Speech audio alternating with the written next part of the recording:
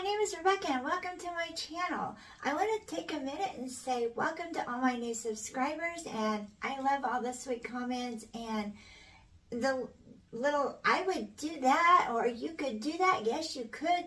I'm just here for inspiration and show you what I did and give you an idea so that you can take it and run with it and make it your own. And so when you kind of get an idea and you bump off of an idea that I have, I absolutely love it and I welcome it. So welcome and thank you so much for supporting my channel. I'm going to show you a DIY that I found the inspiration on the Grandin website. It was made of tulips and it was absolutely gorgeous, and I'd seen it, and of course, the Grandin Road prices are a little bit extreme, and I knew that I could recreate it, but I was kind of busy, and, you know, life gets in the way. I am an activities program and events director at a skilled care facility in Southwest Missouri, and I love what I do, and I do what I love. YouTube is not my full-time job, and that is why I created this channel, was to stretch my budget at work, at my work home.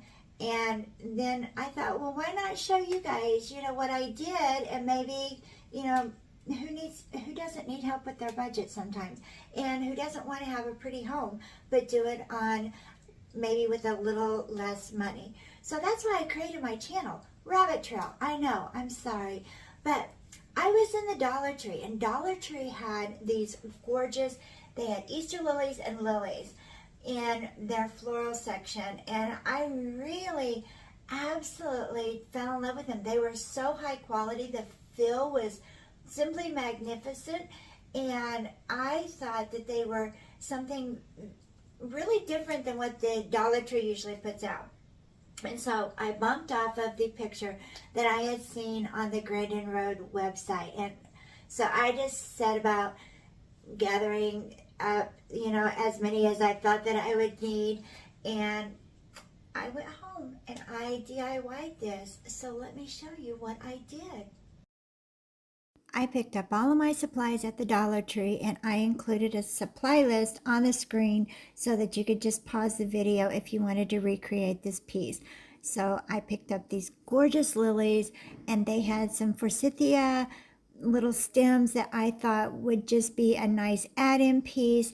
And then these look like boxwood to me. Maybe they're supposed to be eucalyptus. I don't know. They say plastic greenery, but I thought they resembled a carrot top really well. And I got the carrot wreath form and some beautiful wired ribbon in the spring section. I knew that my wreath form needed a backing, so I had this painter's cloth. I keep the painter's cloth in my stash because it is so good for crafting, and it's handy to have around, and it's relatively inexpensive, and it goes on for days and miles, and you can get so much use out of it. And I had a piece of this that I hot glued to the back of the wreath form to give my piece some stability. I knew I would need something to hot glue my flower heads to make them form the cascade down the front. And so I felt like instead of fighting with the wreath form or zip tying them in bunches, I wanted to have a little bit more control over how they looked and how I placed them on there. So that is why I went ahead and just hot glued this form to the back. It didn't take any time at all. And you can use whatever material that you have laying around. You could use felt, you could use any type of fabric. This is just what I had on hand, and so this is what I chose to use. Sometimes if you have a glass door or you're going to hang this where somebody might see the back, I do like to have a more finished back to my piece. So I went ahead and I added some dots of hot glue to the little carrot middle crossbars in the middle, so that my fabric I could push my fabric up into that, and then I would have a little extra, support. So once I had everything hot glued on, I just took my scissors and I just started trimming this off. I'm using my bandage shears again. I use those a lot in my video. They are so durable. They will not dull. They'll cut through a lot of materials. And so instead of wrecking my scissors a lot of times, I will just use these bandage shears. I've had them for years. I keep them on my craft stash. And if you're a really avid crafter or a DIYer, I would suggest investing in these. You can purchase them sometimes on Temu and Amazon for like a couple of bucks, and they will last a very long time. I started hot gluing the heads of the flowers in a downward cascading fashion. I put one at the bottom, and then I started them with two, and I just gradually started building up from there and kind of let my flowers and how my flowers were formed tell me how they wanted to lay and how they were going to fill up my piece. And that is where I put the hot glue on, and that is how I laid them on my piece. I did want this to look flowy and natural and not just all shoved together. And so like I said, I just let the flowers tell me where they wanted to lay and how they wanted to lay. And it just kind of worked out to where they laid a little bit more natural that way. Working with florals is not really all that difficult, and sometimes if you just let the flowers guide you, then you're going to have a more natural looking piece, and you're going to have a more flowy piece, and you're just going to like it a lot better if you just let the flowers tell you what to do. I just did this like a build-a-block kind of thing. Started with one, and then each row I just added another head, another layer, another flower to the row.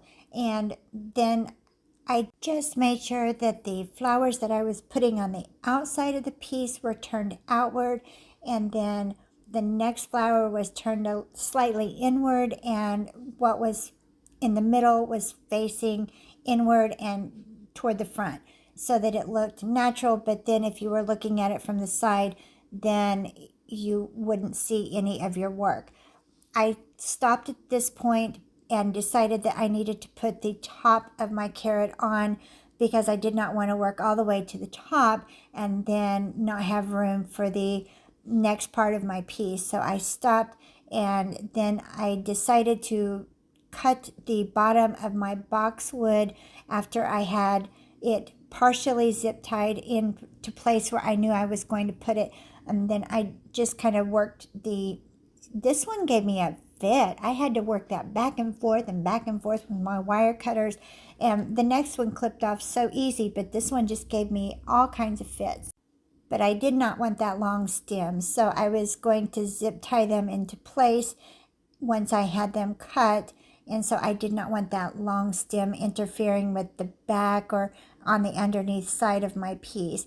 And so I just put my zip tie around that, and then put that around the top of the carrot, and then I just closed that in as tight and as secure as I possibly could. Once you get your boxwood or your eucalyptus or whatever this is in place, then you can kind of spread it out, and you can make it look a little bit more how you want it, but you just want to zip tie it into place and then spread it out.